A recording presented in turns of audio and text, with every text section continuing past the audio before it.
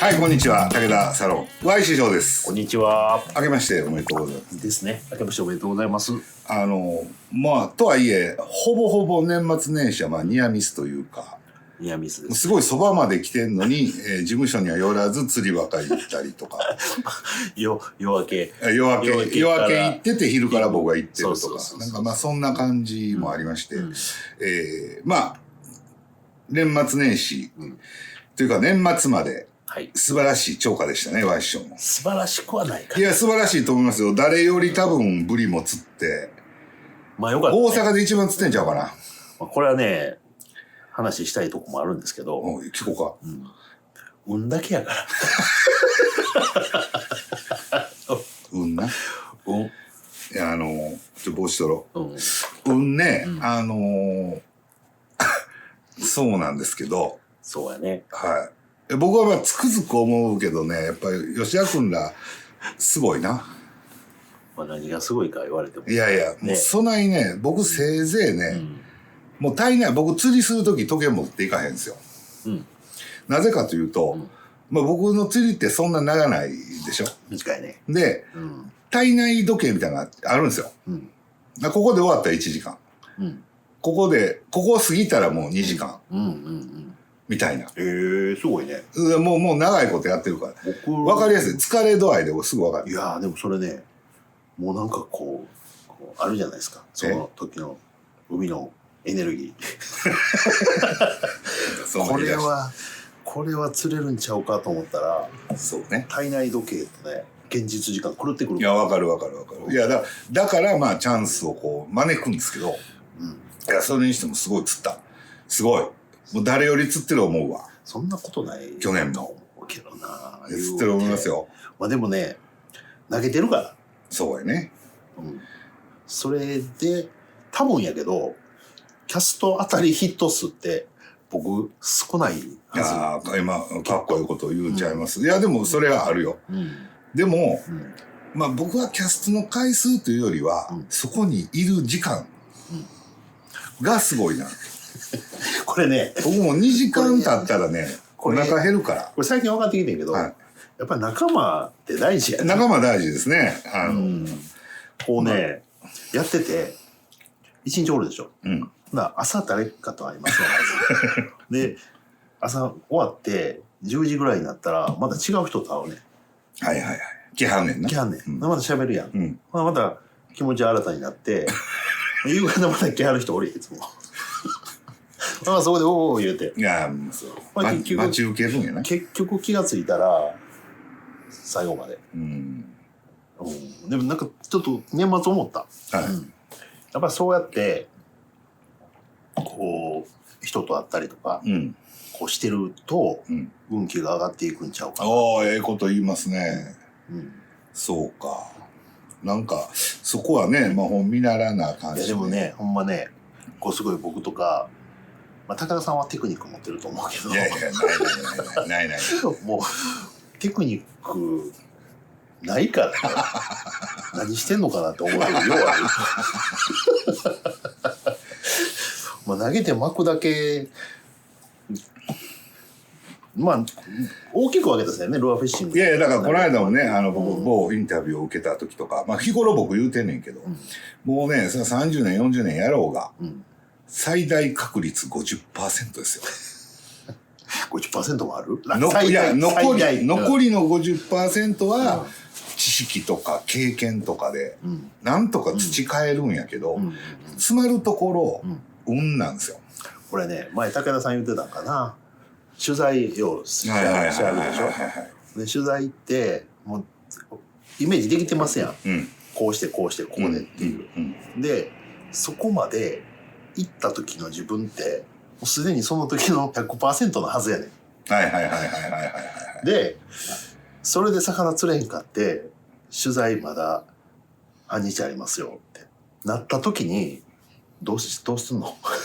いや、もうね、これ多分ね、今もなんか、プロアングラーって一時言うてて、まあ何を言うてんのかなってずっと思うんですけど、それは確かに、すごい人いてるんですよ。よーもの知ってるとかね。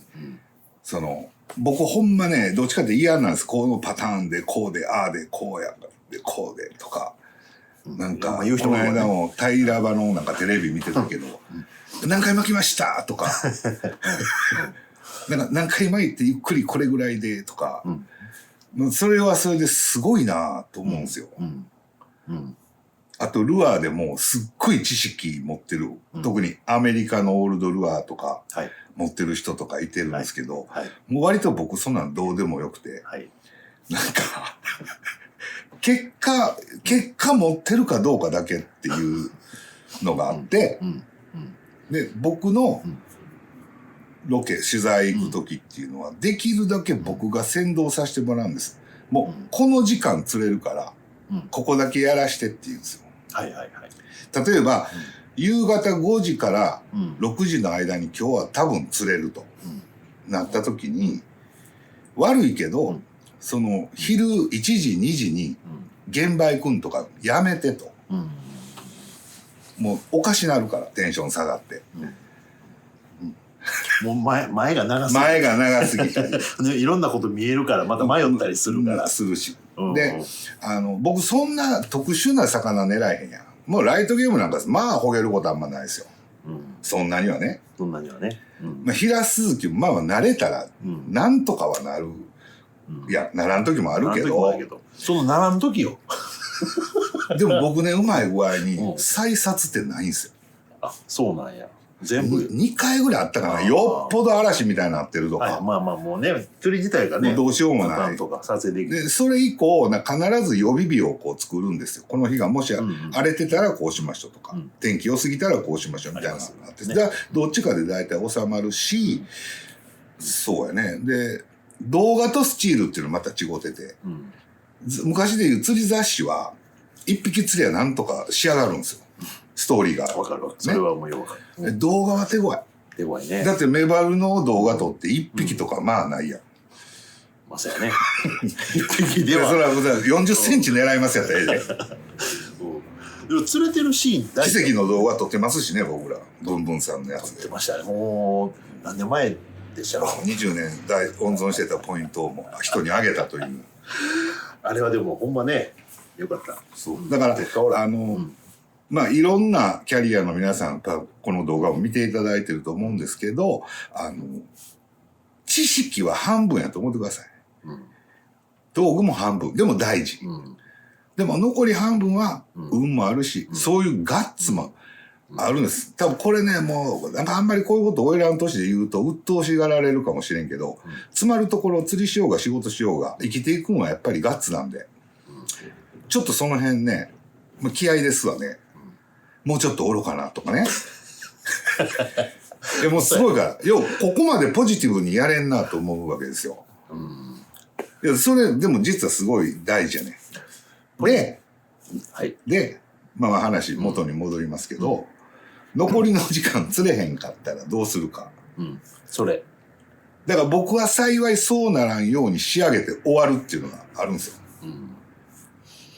それはもう最高やね。あるんです。で、唯一、能力とか、その知識があるとすれば、そのあかん中でもなんとかその一瞬が来る時、みたいなのがある。これね、すごい話しましょうか。例えばメバルなんか釣りに行ったら、メバルって釣れるか釣れへんか割と日によってはっきりするでしょ。で、荒れてたら釣りにくいやん。かといってこれベタなぎでええかっちゅうとそうでもないんですよ。ほんまに風もなく潮も動かへんっていうのは逆に釣りにくくて、でちょっとぐらい風がある方がいいですとか、こういろいろあるねんけど、僕は集中して釣ってる時はね、これたとえ港の奥でもね、入ってくるちっちゃい波とかね、そういうのすっごい大事にする。ね。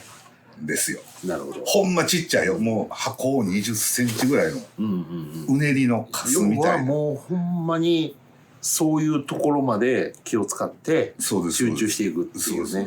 風がちょっと吹いたなとか。そうです。もうメバルが15度角度を変えるタイミング。15度角度を変えるタイミングを狙って延々ここを通してるっていう。状況でなんか潮置いたなとか何かプラスされるちょっと風吹いたなちょっと大きめの波今、波ほどでもないけど何かがいつもとちょっと変わった時に起こります。必ず起こります。まあ吉田君の青門狙いもそういうとこやと思うんですけど、まあこれあんまり言えへんけどね、でもそれをすごいとは言わへんですよ別にすごいけどね、すごいかもしれんけど、でも僕が一番すごいなと思うのは、でもプレッシャーになんか負けそうでしょ。はいはいはい。だってこう何としても結果出さなあかんばっかり走ってしまうと、いやあれね、僕かわいそうや思うよ。その今でもあるんかな、テスターさんみたいなやりたいですみたいな人ようさんおるけど、やらされたら終わりやからね。そうやね。これはつくづく僕も思います。そうでしょう。僕は幸いありがたいことに何でもかんでも昔からやってたり、初めてのことも多かったよ、ライトゲームなんか。だから、自分が先導してやれる状況のことが多いから。例えば、これで釣ってくださいって雑誌の人が来ても、いや、そんなんもう今あかんからこっちでやるよ。断れるんですけど、断られへん人、ね。断られへん人、やばいね。そうなんです。だから、それ結果的にはね、もう嘘ついてまうんですよ。わかるな。これね、僕はね、これ多分ゴーフィッシュのテスターさんやと思ってはる人がおると思うけど、仲間ですから。そうもうこうしてくれとは言うたことないから。これで行ってくるわって感じやもんね。よっしゃ行ってくるって。これ絶対いるやんこれとかね。いやもうここだけの話にしときますけど、いわゆるそのパチモンとかよう作らんですよ。多分こういう人から「なんでこんなん作ったん?」って言われるからね、多分。そうやね。何が違うのこれみたいな。僕も言ってはもん、いるんこれって。いや、いるんこれみたいな話にね。その仲間のうちのそういうのがあってね、やっぱりそこはやっぱお互いシビアで。なので、おかげさんでタックラウさんなんか一緒にずっとカスタムやってますけど、そこには全く問題がないので非常にありがたいんです、ゴーフィッシュは。嘘はないので。だからそういう風な感じ、なんかこう、すごい言われるんですよ、僕。多分妬みもあるかもしれんけど。妬み無視。そう、なんかいろんなうまいことやってますね、みたいな。そう見えるかもしれんけどね。見えるかもしれんけど、いかんせん僕は、楽しくやってるのと、これは二宮さん直伝の言葉で、僕もそうなんですけど、魚に効いてるからね。常に。人の顔色見て物を作ってないですから。自分のこれまでの、思い。吉田君もキャリア似てるからようわかると思うんだけど、自分らが若い時の感動ってすごいやん。道具にしても、魚にしても。だからそういうのとか、途中でいろいろ入ってくる知識とか、もちろん消化する自分のセンスも大事。やけど、何より魚に正直やっていうのが何よりです、皆さん。そこはもうゴーフィッシュは守ってますからね。よくもね、ちょっと時間見つけたら釣りに。僕のいやらしいとこは、ちょっとだけしつこく行くんですよ。Y 師匠のいやらしいとこは、行ったら長い。いやらしいから。今日は割と早かった。びっくりした。朝から行ってるって言ったけど、また夕方までやんのかと思ったけど。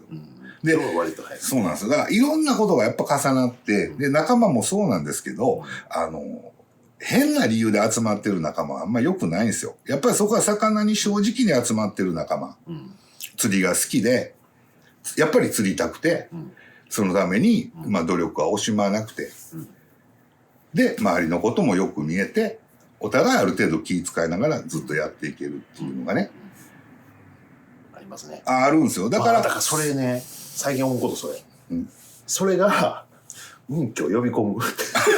すごいね。すごい。サイクルになってるんやね。なっていくんちゃうか。なんかね、昔は、プライベートが辛い人ほど釣りに集中できて、魚をたくさん釣るとか、なんかいろいろ言ったりとか。岩の上乗って一日ね。そう。で、ストイックになんかやり続けた方が、ね、魚養蚕釣れたりとか幸せみたいな思ってたけど、もう今は逆やね。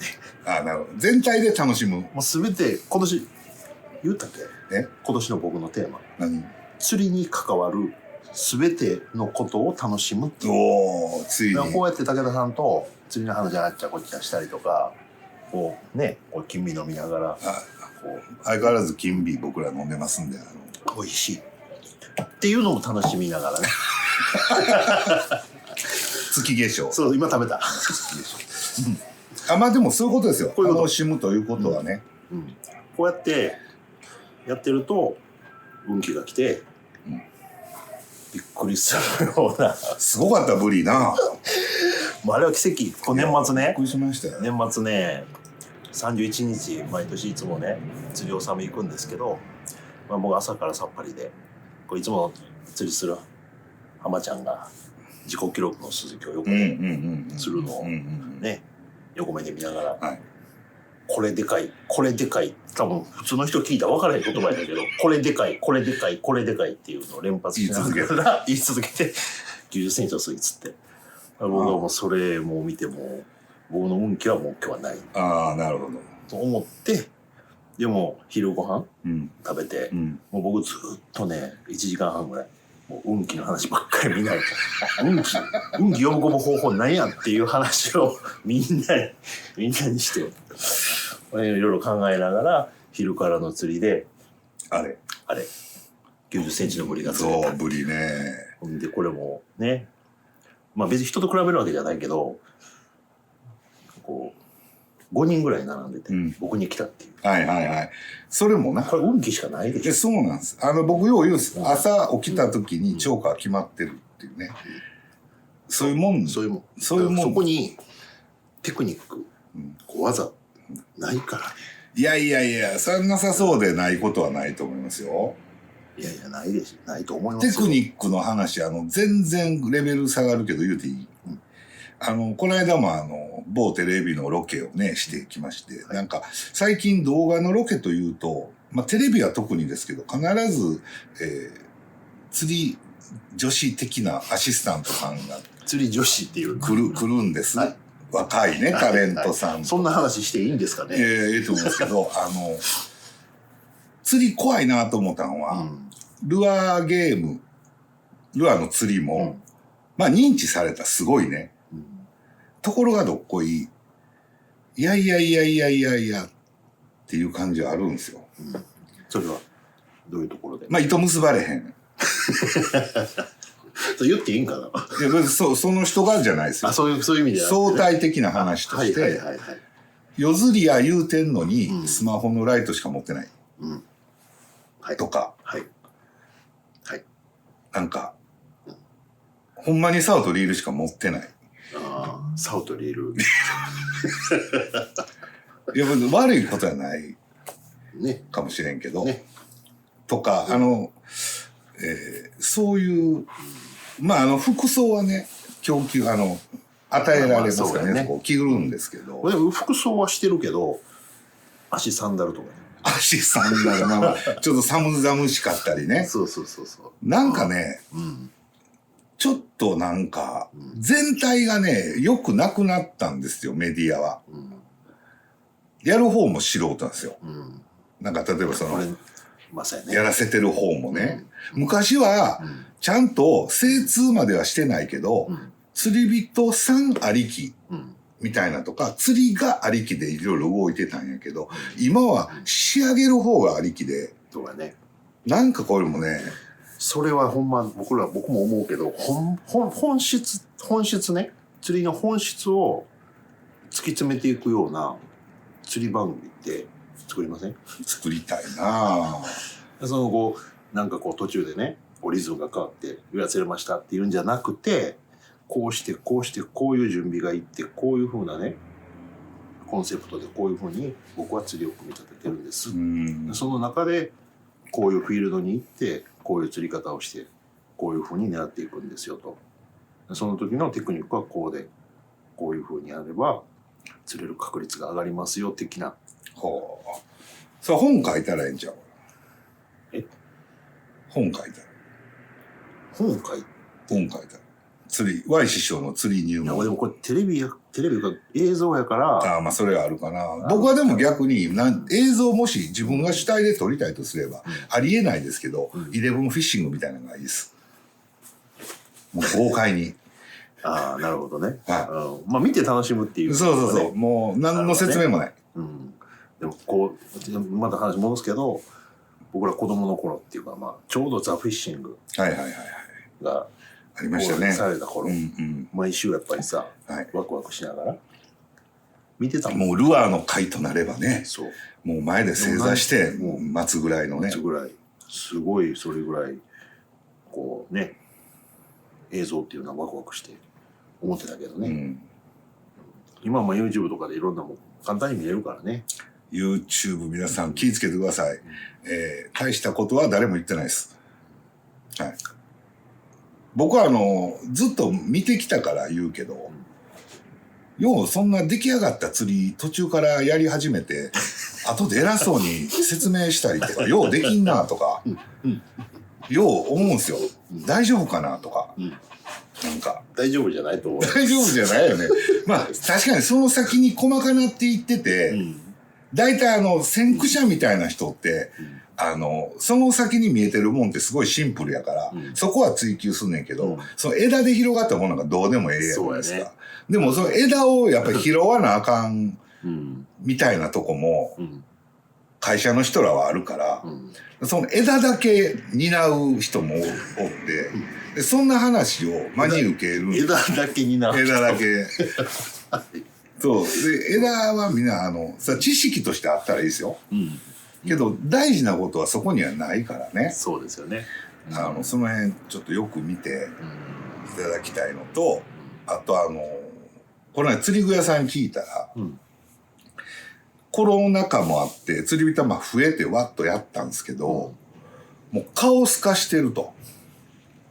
カオス化してる。カオス化してる。例えば、青門釣りやってください。って言ったら、まあ、公安で言ったら 1.5 号。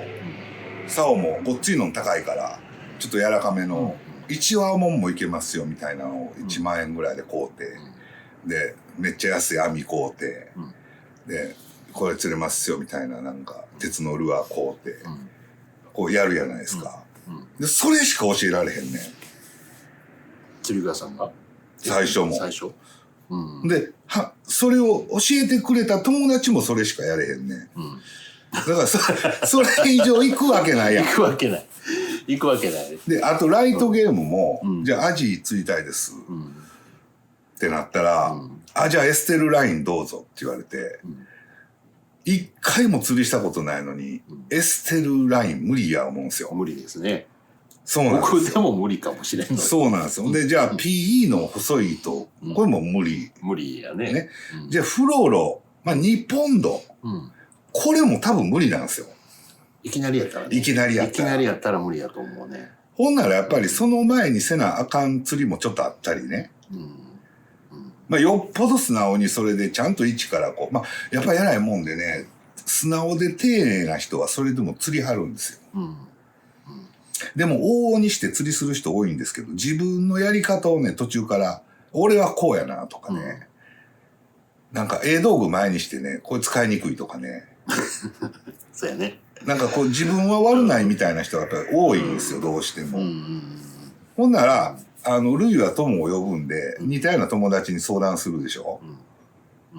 ほんならもう文句しか出てけへんみたいなのがあって、で、一向に答えにたどり着かへんのですよ。そうやね。でも、自分がそういった迷子になってるのすら気がつかへんから。そうなんですよ。で、そういう状態で釣り具屋さんの店員さんに相談されるから、これもまた困ったもんなんですよ。ほんまやね。いや、ほんまに、えらいことになったんですよ。このなんか、良かれと思って細分化した結果、敷居がね、変に上がっても。選ばれへんっていうか、自分のあれが分かれへんから。分かれへん。物差しがまずないから。ないから。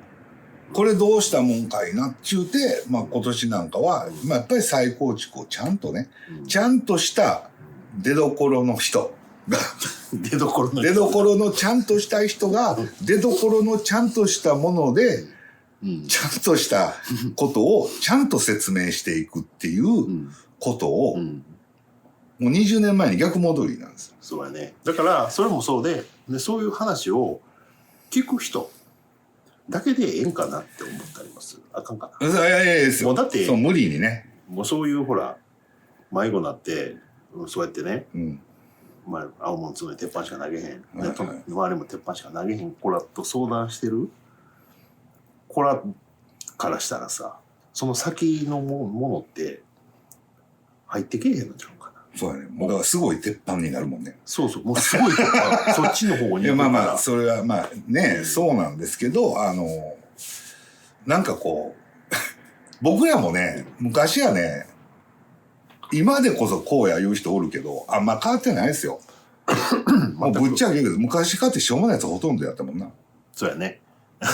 わかります？プロショップにあってそこへ集ってくるから、いろんな種類の人がいてて、すごいストイックに釣りをやる上手い人もいれば、もうお金ばっかり使う人もおって、何も買わんと話だけ聞きに来る人もおって、釣りもすごい行く人もおれば全然行けへん人もいてて、で、やっぱりそれは分かれていくんですよ。合う合わんがあるから。で昔はもうほったらかしてたんですよ、分からん人は。もうずっとやっとけや、それで。そうやね、分からんまま言ってはったね。そうね。それをね、結局今どうなったかって、その人らに分からそうとしてるから、これ言うときますけど、無理なんですよ。はい。はっきり言うときますけど、向いてなかったら釣りはやんない方がいいです。もしくは、向いてないけど、どうしても好きやねんっていう人はやってください。そうやね。やっぱ好きですね。好きやから。そうそう、もう好きか嫌いかに結局なって。で、どういうタイプの人が最後まで釣りするか僕らもうよう分かってますから。はい。そうやね。そうなんですよ。ね、あんまり言うとこう悪口になってるかあんま言えへんけど、そうやね。あんまり言うと悪い。いろんなね、絶妙な価値観持ってます。やっぱり魚釣り続けてる人は。なんか。そういうのがまたこう良かったりしてね。でそういうのがいいんですよ。そうやね。なので、まあ話2点3点しましたけど、まあそういうロケも、これ仕事でもそうでしょ。できへん仕事、はい、やります。ちゅうて。言われてもね。結局そういうことや。そういうこと。わかりましたとか言うて。そうやね。で、それは言われた時に、いや、こういうもんがないから無理っすよ。とか。僕これ入ってるから、こんだけしかできへんすよ。とか。まあそれと同じなんですよね。そうやね。で結局広げるだけ広げて何もないっていうのがそういうね、ことやわ。いや、そう、ほんまそういうことやね。だからまあ惑わされないようにね、皆さん。はい。これから正しくちょっとやっていけたらなとかね。難しいね。でもこれ分かるかな、みんなこのニュアンス。なんかね。感じる人は感じてると思う。いや、ほんまにね。そういう意味では状況は変わってないんやけど、インターネットとスマートフォンができたことで、余計ややこしになってるみたいなことがやっぱりあるからね。そうやね。そういうことなんやろな。多分だから、まあ YouTube なんかは、まあみんなどんな表 YouTuber、釣りの YouTuber 目指してるのかちょっと分からへんけど。目指してるんかな、やっぱり。分からへんな。理由が分からへん。僕もその動画ね、たまに撮ろう思って撮ったりするけど、邪魔で仕方がない言うたらね。まあまあね。集中できへんから。で、それをメインでこうやる人って結構釣り場にやっぱいてはんねん。はい。おるんやな。僕はちなみにボンボコ連れてる横で、ワイショがスマホで撮ってくれてるのが一番好きです。はい、一番いい。ちょっとシュールだ。いいです、いいです。一番テンションも持続するし。ごめんな、ワイ師匠思いながらこうやってるのがやっぱり。そういうね、感じって大事。動画もね、伝わっていくと思う。ただなんか、その自分が有名になりたいとか、自分の YouTube がとか、もう釣りを壊してるだけだから、ここまで言ってんかな。いや、いいですよ。いや、まあ、はっきり言うときますけど、誰かやってることを一生懸命やったって、何の得にもならないですよ。そうだね。誰もやってないこと、これから先に起こるようなことができるかどうかやから、結局ね。だから、いくらツールがいろいろ充実してても、まあやっぱ怖いんですよ、インターネットの世界って。今まではそういうものが変えてる人がやれたとか、それが揃ってる人がやれたけど、今はそれが揃うから、この中身は何やねんって言ったら、お前自身やでみたいなことになるわけですよ。これって怖いんですよ。昔言われました。武田さんのイベントってなんであんな人来るんですか？僕イベントやっても来えへんのに言うて。それ知らんしみたいな話。でしょ？知らんしね。聞かれても。みたいなこともあるし、なかなかね、やっぱあるんですよ。適材適所それぞれ。だからこう、なんちゅうかな。なんかこう、ね、そうそう、僕なんかでも魚釣りやっぱ言うても多分吉田君と一緒でしつこいもんね。まあ、しつこいと思う。すごい。結果的にしつこいんですよ、多分。結果的にちょっとずつしつこいからね。そう。そうじゃなかったらいろんなこと見えてけえへんもん。よく言うんです。竹につきたての餅を詰めて割ったような性格。はい。粘って後で粘って、だからそういうなんかこう思い入れとかね、思い込みとかね、なんかそういうのがやっぱりこうあんねんな、ね。だから釣りがうまいという皆さんもそのままどんどんうまなってください。はい。それで有名になることはないです。はい。有名になりたい人にアドバイスある？有名になりたい人ですか？だからやっぱりそれは世界を変えろですよ。僕言うんですよ。ルアーメーカーさんに就職した人ですごいやる気がある人がうちへ来たりしたらね、世界を変えれるか、っていう子は無理です。なるほど、やっぱりね。ただ釣りがうまいからとかそんなんじゃやっぱりってことだよね。そう。軽く釣りが好きなら軽く稼げる仕事をしたらいいんですよ。なるほど。携わり方としては。だって自分がしんどくなるやん。僕らはまあそういうの多分共通はしてるんだけど、僕らがやってる釣りはもう絶対やめへんし、やめさせられたくないから頑張ってるんですよ。でしょ？維持ですよ、だから結局は。やめさせられたくないね。やめさせられたくないはね、結構現実に起こりつつあって、昔あったもんが売ってない。ね、うちの13フィートもそうですよ。今のほんまその通りで、これその平鈴木13フィートなかってみもう半減すんで 16.5 もそうやけど、確かに13フィートなかったら半減するで、この今のスローテーパーの10フィート、今度出ます。これもないからね。ないんです、どこにも。ただ使ったら安心感まるで違う。だけどいるもんなんよ。そうなんです。世間にないねんけど、このご時世ね、まあないから作ってるんですよ、うちのもんは基本的に。いやもうちょっとね安心してる。なんかもう僕海でルアーの釣り始めても、もう大方40年とは言わんけど35年以上経ってて、免許取ってからで言うても38年ぐらい経ってるから、でもね相変わらずなんですよ全体は。まあでも高田さんいろいろほら南の島行ったりとかしてあるやん。でまあ僕なんかもうこっちに帰っておるから。ほんまそうやな。ね、どこも鈴木、平鈴木、青門、アジ、すごい、メバル、グレ。まあ最近グレがちょっと入ってきたけど、大体6種ぐらいしか狙う魚ないねんけど。まあひとしきりやってるんですよ。まあ平場行ってね、いろいろやって、ジギングやって、そらねもちろんナイロンラインでね、もうその頃の話とかもあれですけど、だからまあ結局なんか残る釣りとか、今でも楽しいなと思う釣りっていうのははっきりしてきてるから、してきてるね。これから特にねちょっと守っていかなあかんレベルにまで来てるんですよ。頼むわって感じはちょっとあるので、ぜひまあそういうのが僕のこだわりです。笑うぐらい同じもん作るもんなみんな。何やろな。ちょっと流行ると思ったらね。何なんやろ。ちょっと流行る思ったら。なんかないんか工夫とかって思うぐらい、まあ逆にそうシンプルなんですよ世の中ね。多様化する、これが面白いですよ。多様化するかと思いきや大事なとこは非常に統一化単一化されていくっていう。すごいね。それはね、特に青物は釣りの中でも極端ですよね。まだメバルとかアジとかやったら、ワームの種類でも、自分のいうのがある。何種類も持ってて、ほんでその中で選んでいきはるやん。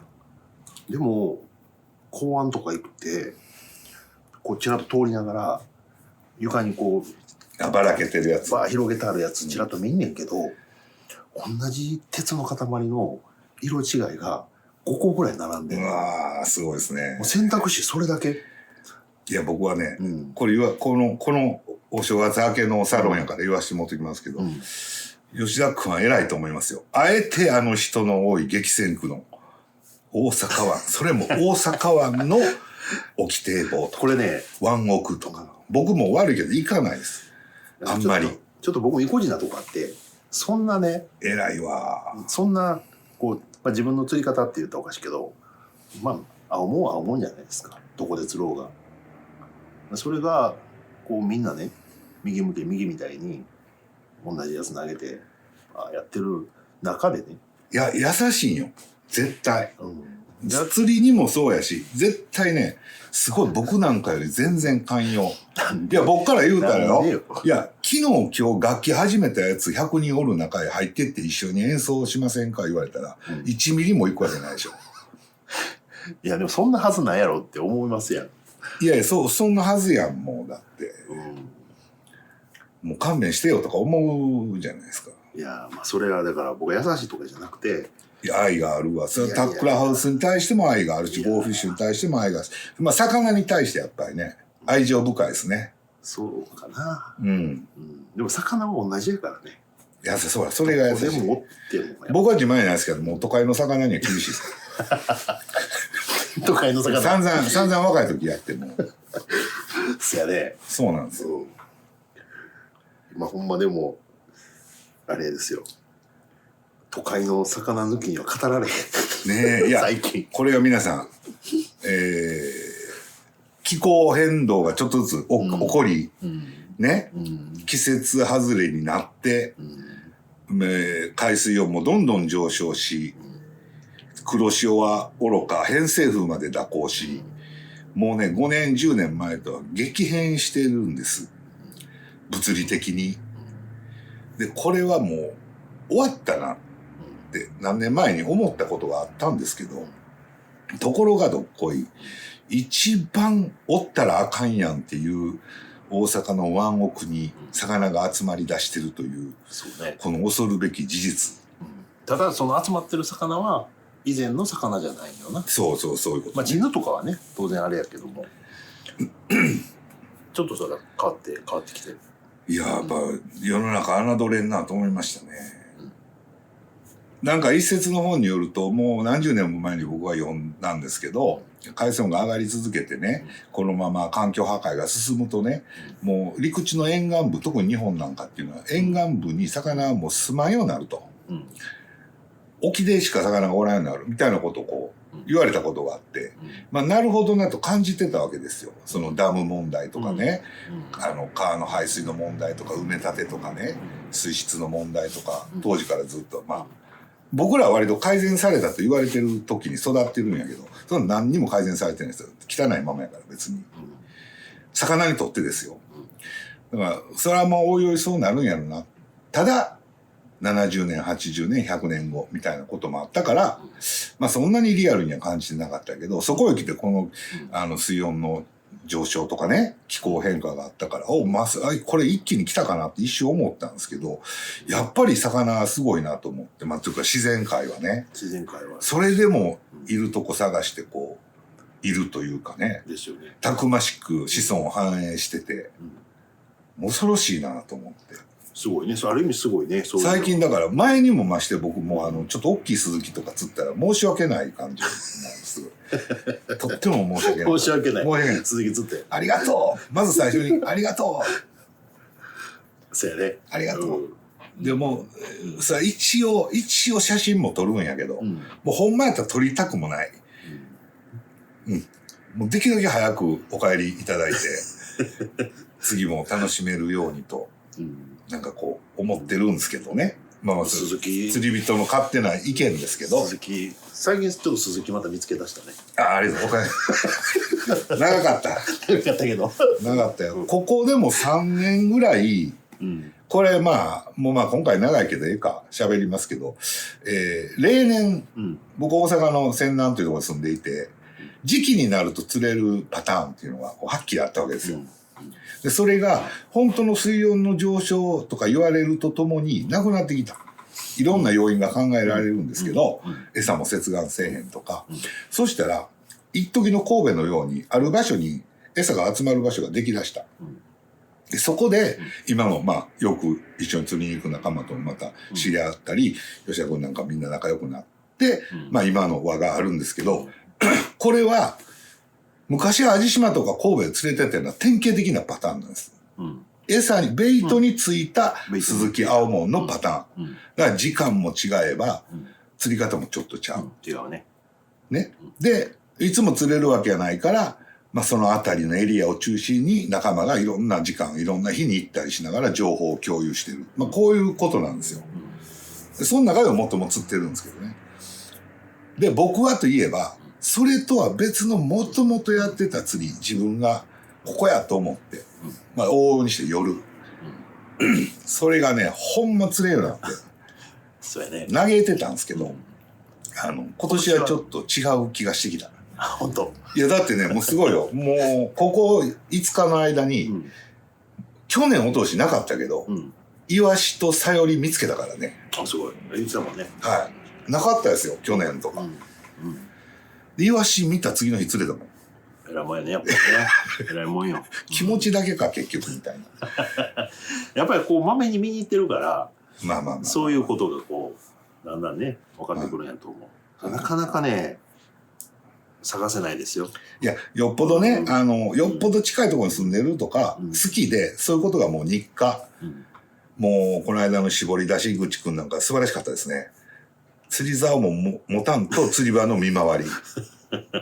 こういうことしてますか皆さん。素晴らしい。ね、昼間。なんか誰かなんか釣ってるかなみたいなことを見に行く。こうやんないとダメなんですよ。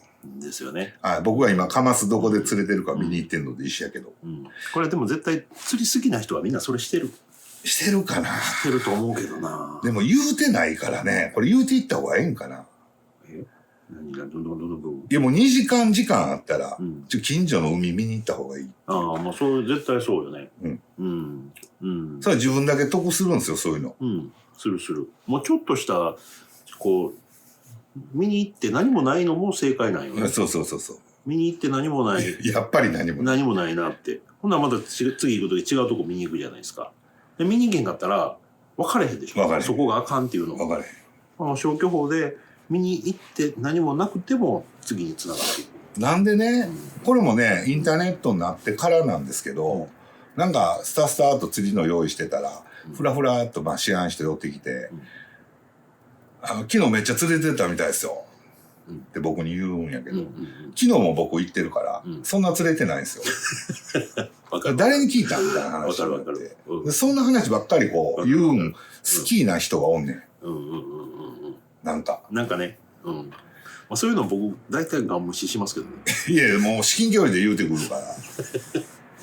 知ってるよ俺昨日も来てるからみたいな。ちゃんと言うてあげんねや。もううっとしもそんないちいち言わんでええやん別に。それは言わんで、あ、そうですか。賢い釣りの人ほどね、あんまり喋んないですよ。喋れへんと思いますよ。はい。某カリスマ T さんね、和歌山の、に言われたセリフが、釣り場で人と出会ったら、自分の中で一番怖い顔せってね。僕はそこまでは徹底できないけど、でも基本的にはこう、喋りかけんなよっていうオーラは出してるつもり。ね。そうやね。なんか、あんまりね、何回か会うてからでええですよ。よっぽど事実、今そこ跳ねてるでとかね。今横のおっちゃん5匹ぐらい釣ったでとかね。そんな話はどんどん言うてくれたらええやけど。聞いた話とかあんまり言うのよくないな。なんかそういう人多いんやけどね。そうなんよ。だからそれはすごいこう、もともとそこでやってる人らからしたら迷惑になっていく。迷惑やね。それを僕らは知ってるんですよ。もう経験で。例えば地元の人がそこ大事にしてはる。でそこで僕ら行っていっぱい釣れましたと。でそれを僕ら自分だけのことじゃないよね。やっぱり地元の人もおったりとか、餌釣りの人もおったりとか、毎日来る、さびきするおっちゃんもおったりする。でそこまで気使って話せなあかんでしょって思う。そうよな。みんなで共有してるところや。そうよな。俺昨日釣ったでとか、いっぱい釣れとったでとか、ね、そんなんじゃなくてこう周りを見渡してほしい一回。ねえ。僕なんか割と釣れたらひた隠しにする方やからね。魚隠したもんね。魚隠して。魚隠して。もうなんかそこで今釣れましたとか聞かれる。今釣れましたとか聞かれる。まあまあみたいな。そうそう。お魚ねゴンゴンゴンってこうなってんのにね、夜や。ファーって覗いたらね、あ、こんばんは。こんなんなって。こんばんは。そう。もうまあなんかそんな感じ。釣れますか？いやどうやろう。釣れてるとこほんま釣れてるとこ見られるって恐怖やから、ね。恐怖ですね。ほんま言うとねえ。恐怖。もうほんまにね。誰もらうのが一番やな。誰もらうのが一番いい。という釣りを皆さんにしていただきたいな。まあ話が長くなりましたが、ストイックにやっていただいていい仲間を作ってほしいなと。仲間大事です。はい、もうそんな取ってつけたようなね、なんかその SNS 上の友達とかいらないですよ。はい、ちゃんと一緒に釣り行ったり、もしくは離れてても、ちゃんと意識が割と共有できてるような人がやっぱり大事かなと思うし、必要以上にお互い当てにせんこと。これも大事。大事です。はい。僕らがつい甘えてね、ギャフ持っていけへんかったりしますけどね。やっぱ持っていった方がいいです。いや、めっちゃごっついやつ前持ってきてたいや、最近さっきも話したんですけどね、もうちょっと高場の足、テトラとかね、高い場所の網入れが最近怖くて、怖いですよ。もう気ぃつけなあかんなみたいな。本当に気ぃつけなあかんこといっぱいありますよ。お互いもういい年になってきましたから気ぃつけましょう。はい、というわけで今年は、フィッシングショーがいよいよありまして。本題、やっともう45分喋って。本題でもないけど、皆さん、まずですね、1月、20日、20、21と横浜で、釣りフェスティバルという、もうこの名前も加減一緒にしたらええんちゃうかと思うんですけど、いよいよ大人の事情で違うんですけど、横浜のショーがありまして、初日のお昼12時、ぐらいから、なんと武田さんブースもないのにトークショーだけ呼んでいただいたという事務局の温かい、ことがありまして、行かしていただいて、サンラインさんの、ルートでね、これこうテロップ入れなかった時間。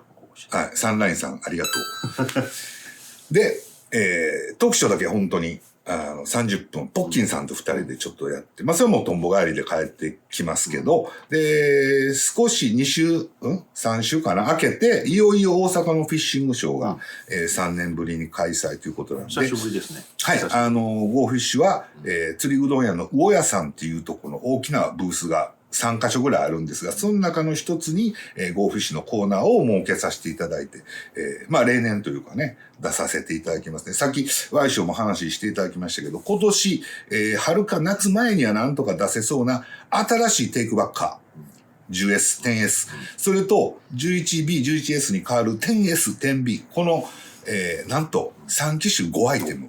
はい、これが、初お目見えしますので、ぜひ。で、小さいながらちょっと皆さんにお渡しできるようなカタログも今頑張って作ってますから。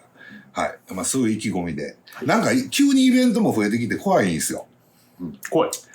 なんか、大丈夫って感じ。いや、世の中って、去年僕シーバスイベントちょっと行った時に、全国レベルのね、やっぱり業者さん、メーカーさん見てると、大きい会社ほど、こうなんか、仕組みが移行するのに時間かかるやん。例えば今までは年間20回イベントに出てました。それがゼロになりました。って言うたら、ゼロになったなりの、この仕事の内容ってスタッフそれぞれ変わっていくんやけど、ここへ来てまた戻しますよってなった時に、急にはね、僕らやったらほなエコかってなもんやけど、なんかそういうなんか、あたふた感も若干あるのかなと思いながら、ですんでね。なんか一部では、それ横浜のショーもそうですけど、半分はオンラインでもやって、半分はそうリアル開催。リアル開催って言葉がもういまいちよくわかんないですけどね。リアル開催ね。普通の開催のこと、普通の開催のことなんですけど。するということなんで、そのフィッシングショーからスタートしまして、もちろん、ゴーフィッシュブースには Y 賞もおります。いっぱい質問攻めにしてあげていただきたいと。運の話しかせんが。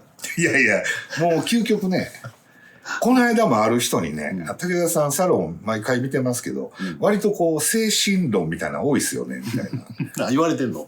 言われたんですよ。それはたと気ぃついたけど、年齢のこともあんのかなと思ったけど、理由はさっき言うたみたいに、その枝葉の話はもうしたくないんですよ。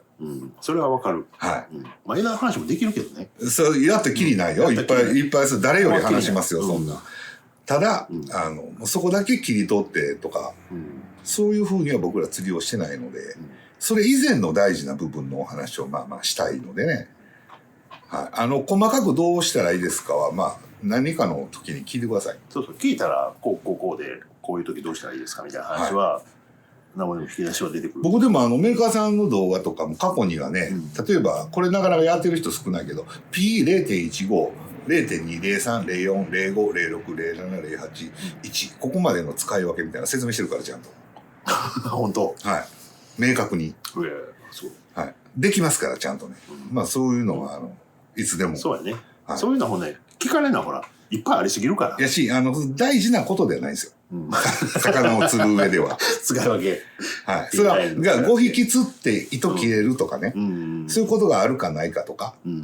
なんか想定外のがかかって糸切れてもうたとか。針もげたとか。そんなんはそれは準備大事やねんけど、そうそうないから。そうやね。いっぱいありすぎるもん、そういうところ。もうほんま、今後の釣りに関しては細かいこといっぱいあるから。そう。いっぱいあるんです。その一つの枝のことをわざわざ話せえへんもんね。そう、現場でやる話だから。そうやね。ね。そういうこともあったりするので。という、漠然とな話で、何を喋ったかももう思い出せないですが、今年もゴーフィッシュを邁進していきます。皆さん、一つよろしく。ちょっとタックルハウスさんなんかとも話をしてね、さっきの話ちょっと戻るけど、何でも伝えようと、細部をね、する傾向があるでしょ。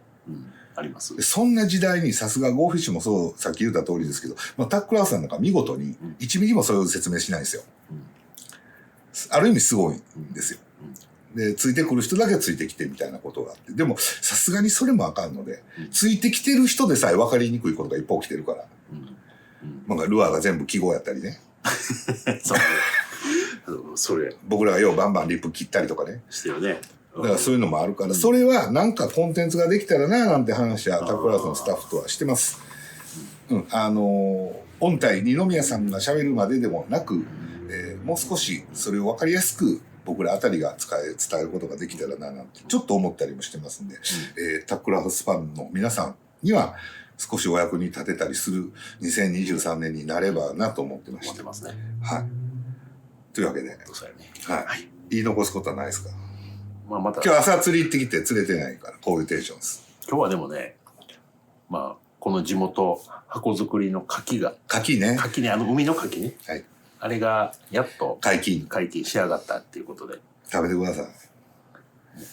大阪湾もなかなか捨てたもんないよね。大阪湾の牡蠣って、はい、あんまり知られてないよね。知られてないしね、ないもんね。ないですね。これ殺到したら終わりますからね。今年ちょっと少ないだから多分もう終わるん違いますかね。そんな感じ絶品です。美味しいですよ。なんかあんまり綺麗なとこって向かへんねんってね。みたいですね。あんまり綺麗すぎると育たへん。そう育たへん。汚すぎるとダメ。だから程よい感じっていうのかな。そういうのがいいみたいな話もありまして。はい。というわけで2013年よろしくお願いします。よろしくお願いします。